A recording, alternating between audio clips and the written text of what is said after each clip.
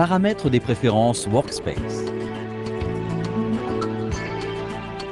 Bienvenue dans Interwrite Workspace, le logiciel ouvert pour créer et enseigner avec une classe interactive. Ce didacticiel donne une vue d'ensemble de chaque paramètre de préférence qui vous permet de personnaliser Interwrite Workspace pour répondre à vos besoins.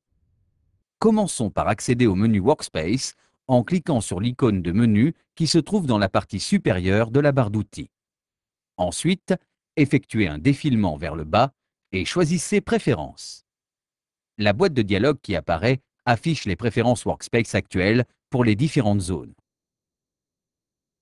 Nous allons faire défiler tous les paramètres de préférence pour vous présenter une fonctionnalité de base de chaque zone. Les préférences de fichiers servent à préciser les dossiers utilisés par Interwrite Workspace pour diverses fonctions. Par exemple, changeons le dossier dans lequel les fichiers Workspace exportés sont enregistrés. Cliquez sur le bouton « Parcourir » et naviguez jusqu'au dossier « Mes documents ».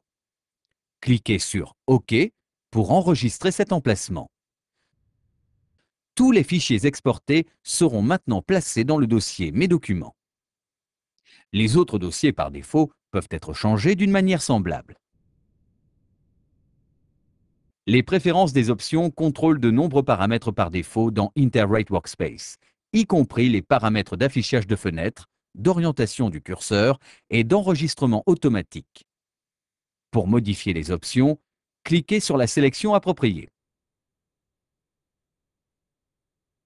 Le panneau de préférence de page vierge sert à modifier la couleur de fond des nouvelles pages ajoutées au fichier Workspace.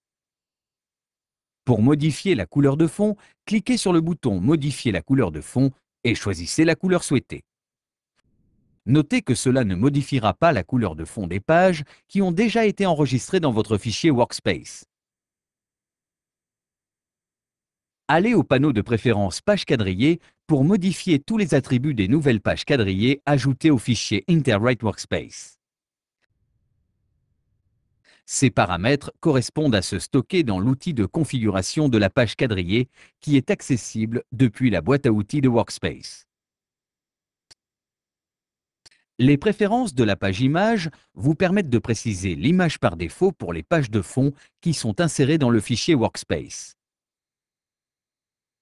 Ces mêmes paramètres sont accessibles depuis l'outil « Créer une page image » qui se trouve dans la boîte à outils de Workspace. Le volet de préférence transparence vous permet de choisir la couleur qui sera transparente dans une image insérée. La couleur par défaut est le blanc, ce qui fonctionne bien pour la plupart des images. Pour modifier la couleur, utilisez le bouton « Modifier la couleur de transparence » et la palette de couleurs connexe. Cliquez sur le bouton « Modifier la couleur de transparence » et sélectionnez la couleur souhaitée. Cliquez sur « OK » pour revenir à la boîte de dialogue principale. Ensuite, définissons les paramètres des préférences capturées.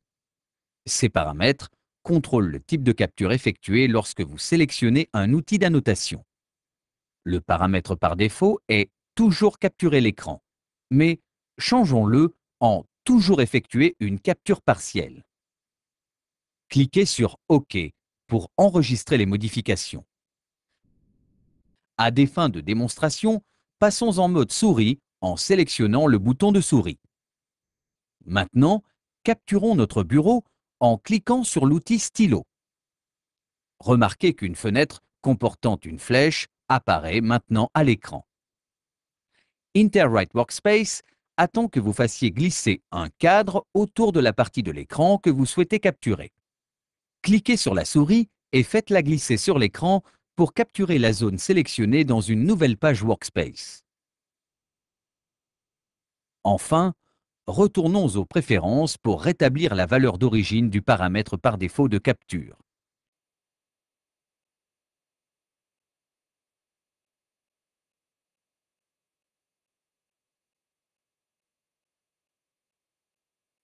Les préférences de paramètres de la barre d'outils vous permettent de choisir la forme et la taille des boutons de la barre d'outils. La fenêtre d'aperçu incluse vous permet de visualiser les effets de vos sélections avant d'accepter les modifications. L'une des zones les plus utiles dans les préférences est le panneau « Personnaliser la barre d'outils ». Ce panneau vous permet de modifier les outils qui s'affichent dans la barre d'outils principale et dans la boîte à outils. Pour en savoir plus, affichez le didacticiel « Personnalisation » de la barre d'outils de Workspace. La dernière zone des préférences de Workspace que nous traiterons dans ce didacticiel est « Sélectionner une langue ». Tout comme son nom l'indique, cet outil permet de sélectionner les langues utilisées par Interwrite Workspace. Sous l'entête « Sélectionner une langue », cliquez sur le bouton radio inférieur pour afficher les langues disponibles dans Workspace. Choisissons Espagnol.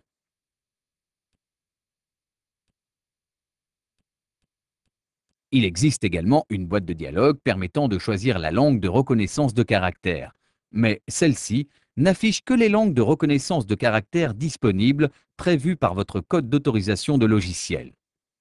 Cliquez sur le bouton OK pour changer la langue en espagnol. Remarquez que la langue change lorsque je pointe sur chaque outil sur la barre d'outils. Retournons à nos langues sélectionnées dans la fenêtre Préférences. Cliquez sur l'icône de menu et choisissez Preferencias. Lorsque la boîte de dialogue apparaît, cliquez sur la dernière option Seleccionar idioma, qui se trouve sur le côté gauche. Dans le menu déroulant qui se trouve sur le côté gauche inférieur, sélectionnez Inglés et cliquez sur OK pour revenir à la langue anglais par exemple.